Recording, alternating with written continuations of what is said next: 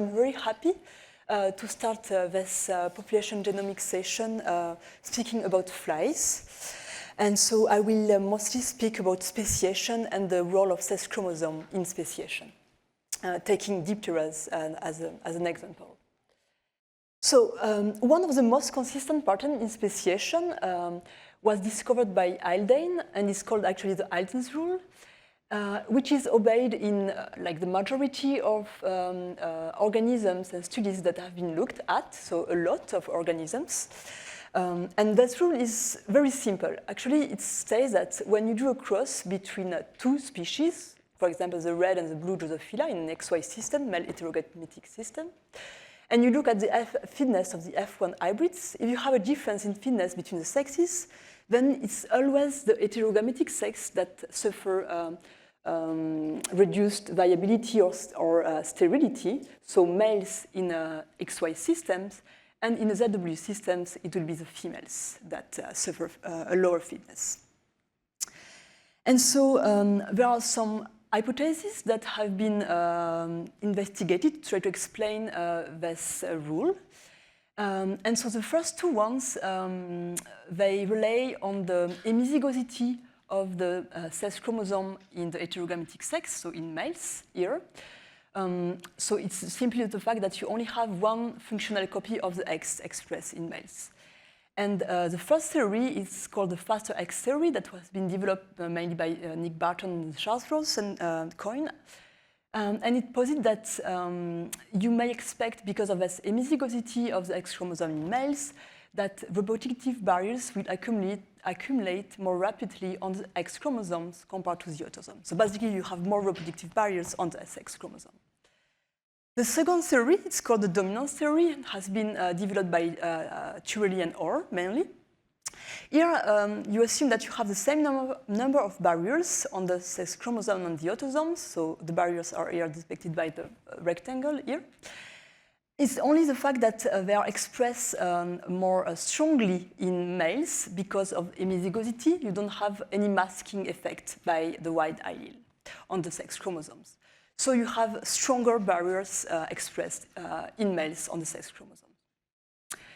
And the last theory is mostly based on the fact that you don't have recombination in males between the X and the Y, because the Y is totally degenerated.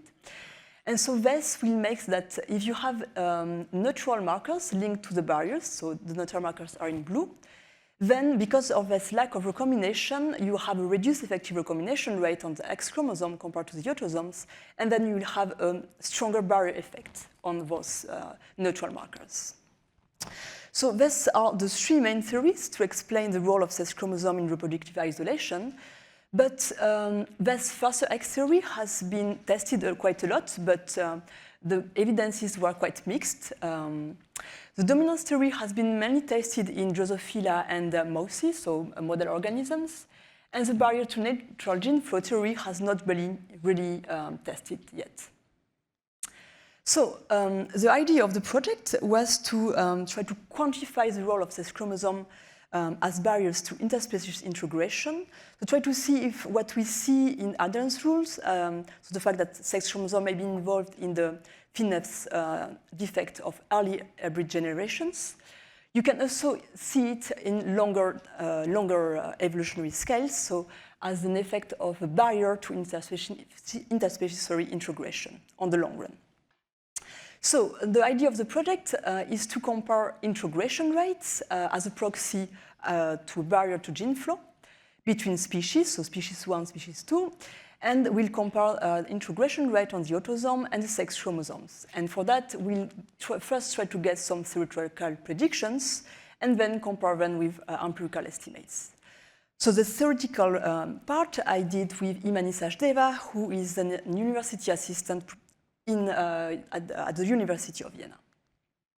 So the originality of this model is that we wanted to go beyond single locus model, and we wanted to have a multi-locus model of barriers to gene flow. So really to try to understand what happens when you have multiple barriers that can be linked in your genome and act as a barrier to gene flow. Because most models that have been developed so far rely on single locus. So this is basically the multi-locus model that we developed. It's a very simple model in an island model, continent setting. So we have one-way migration from a donor species to a recipient species. So one way, no mutation, and we introduce genomic blocks that are quite short and rare from the donor to the recipient species. So as you can see, the genome is parted in two sections, the autosomes in gray and the sex chromosome in pink. And so the reproductive barriers here are depicted by the one. So you have one selected locus that is counter-selected when it's introgressed in the other background. And those selected barriers are linked into a block. And as you can see, you also have a neutral marker which is linked here to the block. And we try to understand what is the effect of the block to the integration of the neutral marker into the recipient species. So we try to understand how much it reduces this reproductive barrier block, the integration of the neutral marker into the recipient species. So only two very basic features of sex chromosome, which are that the males here are hemizygous for the X sex chromosome, so only one copy of the X, and the X and the Y chromosome don't recombine at all in males. Okay, so the results of this basic model are depicted here as an analytical prediction for the equilibrium frequency of the barrier.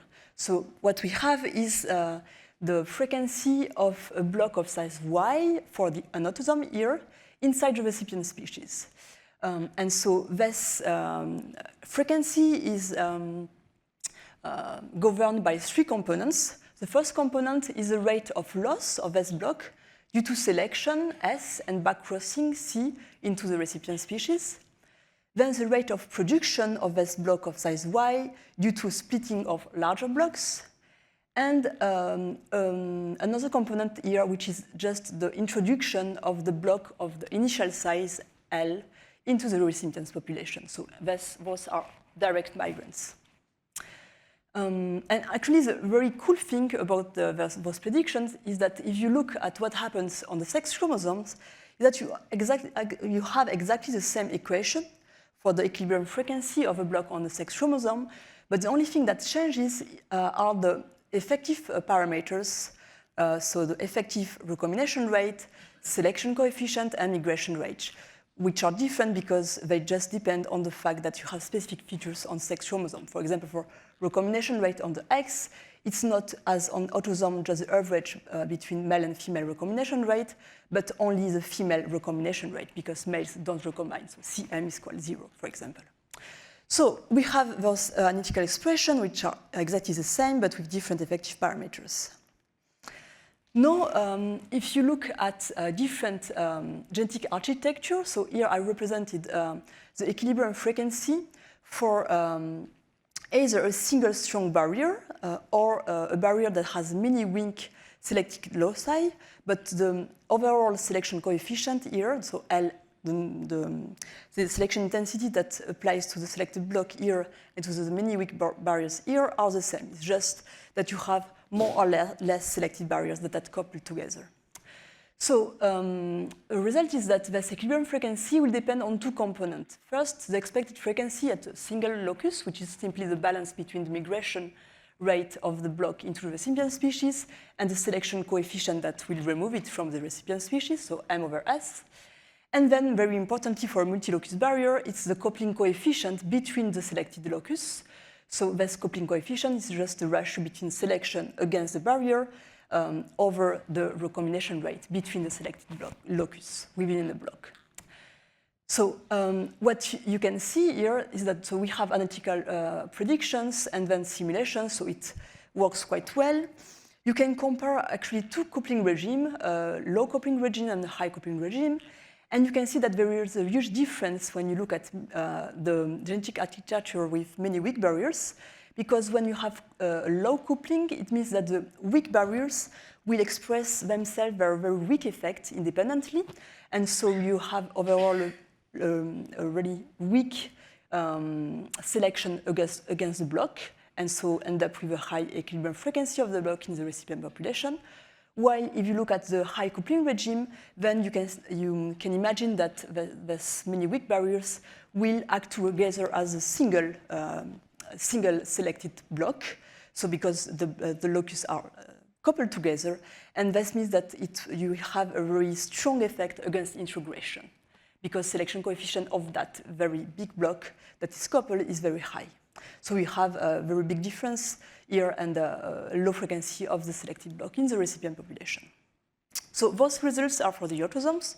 Now, if I show you what happens on the sex chromosome, well, it's actually the results are very simple, because you can see that the coupling coefficient is higher on the sex chromosome compared to the autosome, 1.5 higher, which means that you have more coupling of the selected locus on the sex chromosome compared to the autosomes because of their features, and so this end up of having an equilibrium frequency on the sex chromosome, the dots here, dotted line, which is lower at all coupling regimes compared to the autosome, so the solid line here.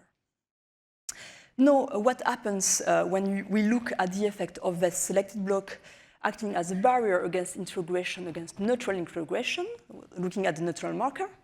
Well, we have here on the y-axis an estimate of the barrier strength as a function of the distance of the neutral marker to the selected block. So here you have a neutral marker strongly linked to the block, here loosely linked.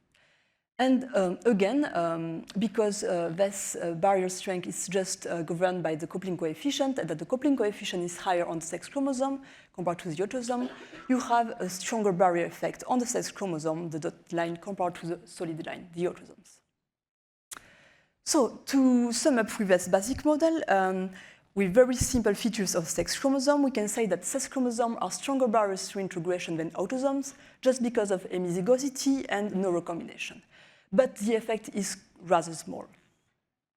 Now what we did is that we had a bit more complexity in the model, and what we added is something that is very important for the sex chromosome evolution, which is dosage compensation. And with dosage compensation, which is this line here, you can see that the coupling coefficient is not 1.5 that of the autosome, but 2 that of the autosome. So you increase the barrier effect when you add dosage compensation. And the effect is even stronger when you assume that mutation can be recessive. In that case, you have very, very strong coupling coefficient on the X compared to the autosome.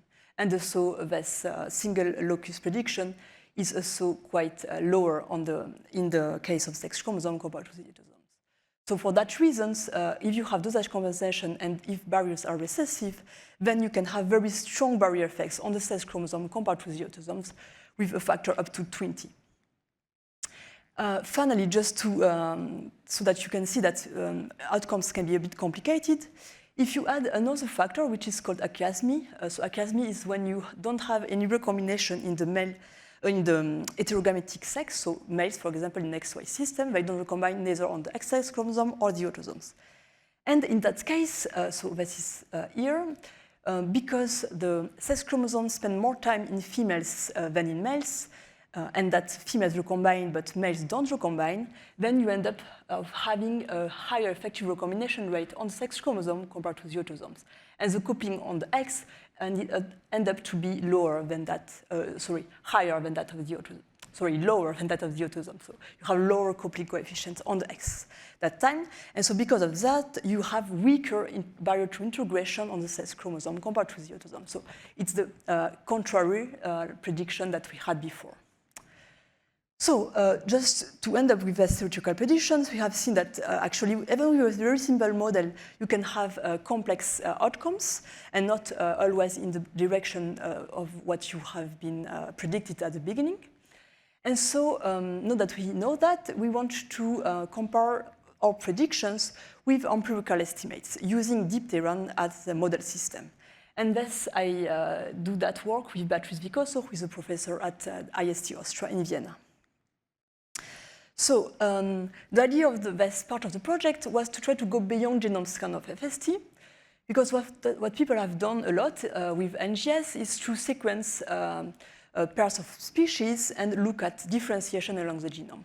And when you compare the mean FST on the autosomes for a given pair, like a dot here, and the FST for this same pair for the X or Z chromosome, you can see that you have higher differentiation on the sex chromosome compared to the autosome.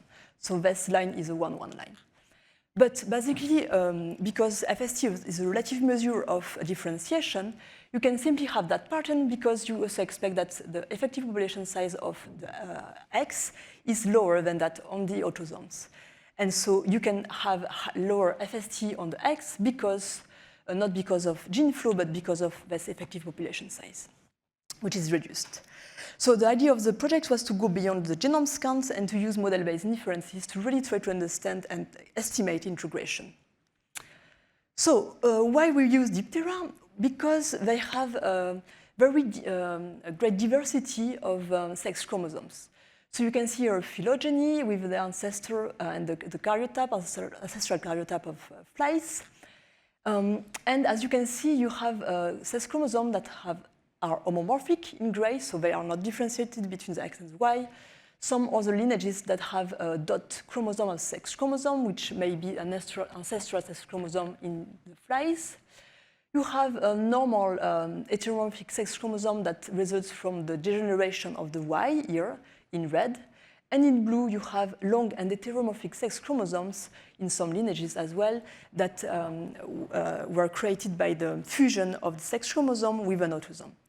So you have this diversity of sex chromosomes that have emerged several times independently in the phylogeny. And the cool thing about that is that you can make some predictions about the role of sex chromosome in speciation. This is because from left to right, you have a gradient of size and homozygosity of the sex chromosome, with the dot chromosome having really a low number of loci. And here the long and heteromorphic sex chromosome being very long and homozygous in the major part of her length. You also have a gradient of recombination, where we think that most homomorphic sex chromosomes still recombine between the X and the Y, while here you don't have any recombination anymore. So you can expect that you have stronger reproductive barriers and more reproductive barriers on the long and heteromorphic sex chromosomes compared to the homomorphic and dot sex chromosomes. And then you'd expect that you have lower integration rate from the right to the left. So one first idea was to identify sex chromosome with a simple method that I won't explain here. But what we did is that we sequenced 11 pair of species. We sequenced them with 2 males and 2 females per species to get polymorphism data, and we also got divergent species having 2 closely related species, species 1 and species 2. And those species were sequenced in clades that were not model organisms, so we tried really to get non-model species like Glossina, some Drosophila from Hawaii, some Asphondilia species, etc. And so we also tried to get the diversity of sex chromosomes with big sex chromosomes, normal sex chromosomes, homomorphic and dot sex chromosomes. Okay, then the next step was to estimate integration rates under a model of divergence, where you model actually the divergence of the different species. So you start with an ancestor, you have a split time that you can infer, and then you have the doctor species that diverge, so you can estimate the population size. And what interests us was to estimate the integration rate. And we did that for the autosomes and the sex chromosomes. So we use a tool that was mostly developed by Camille Roux in Lille, which is called DILS, which makes selective inferences, where we actually infer the demographic history of the population without gene flow and some other models with gene flow, so very simple models. And then we add some indirect effect of selection by here modeling an heterogeneity of the migration rate along the genome. So we try to capture the effect of selection against hybrids by modeling a part of the genome here, the black rectangles that correspond to various loci, so that have a migration rate, effective migration rate of 0, and another part of the genome, here the arrows, that is 1 minus p, and that correspond to the loci that can migrate at a rate m. Okay, so the results, and I will try to be fast, yeah. So maybe I can directly go, yes, to that. So here what we have is, I represented the proportion of autosomal barriers as a function of the net divergence on the autosomes. And as you can see, you have quite a nice linear correlation between the proportion of barriers and the net divergence between the species. And what we wanted to see then is to try to see if you had differences between integration rates on the X and the autosomes. So in rates are the sister species for which you have a lower migration rate on the X compared to the autosome, so stronger barrier on the X chromosome. In blue, the reverse, and in yellow, not real difference. And actually, as you can see, patterns are quite complex, and you have some cases where you expect X to be barriers of integration stronger than the autosomes, but on other cases, it's not the case. And this depends also on the type of sex chromosomes. So to conclude, what can we really say about the role of sex chromosome in speciation? Well, I think we really need to take into account the different factors that affect integration. So the type of sex chromosome, the fact that you have or not the sex compensation, a CASMI. And I mean, it kind of makes sense because if you look at species for which you have a dot sex chromosome as a sex chromosome, then you have very few targets of selection, and actually this results in the fact that the sex chromosome has very low effect on integration compared to autosomes. There are weak barriers. While if you take like normal sex chromosomes in Drosophila, for example, well, in all cases, the X chromosome is a stronger barrier of integration as compared to the autosomes, and this is mainly due to hemizygosity. But in other cases, we did not really understand why, actually, the large sex chromosomes don't have the effect that we expected, because they have similar effect on compared to the autosomes. So just to say that we need to work a bit more on the data to try to understand the patterns, and especially to try to compare the new and old partitions on the few sex chromosomes for those two species, add homomorphic data sets, and also add public data, for which we have maybe 20 new species pairs, mostly in Drosophila and Nanopheles, to try to see if the pattern that we see here is confirmed or not with more species, and to try to better understand the role of sex chromosome in speciation. So sorry to be a bit late, but I just want to thank a lot all the collaborators, also the grants, and you for your attention. Thank you very much.